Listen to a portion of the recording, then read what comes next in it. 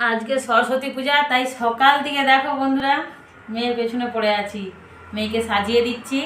আর এই শাড়িটা সেদিনে মেয়ের জন্য কিনেছিলাম, দেখতে পাচ্ছ কেমন হয়েছে, কিন্তু শাড়িটাও বলবে, আর সাজানোটা কীরকম হয়েছে সেটাও বলবে, আর আমার মেয়েকে কেমন লাগে সেটাও বলবে, ঠিক আছে?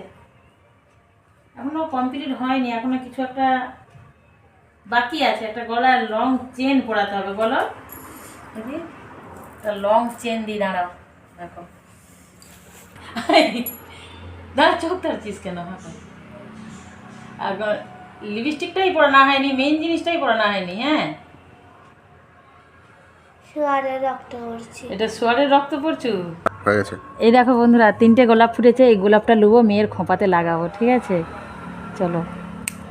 হ্যাঁ, এই দেখো বন্ধুরা, লাগিয়ে দেখো দিয়েছি। বন্ধুরা কেমন লাগছে। বন্ধুরা কি করে জানি। চলো এবারে যাবো স্কুল।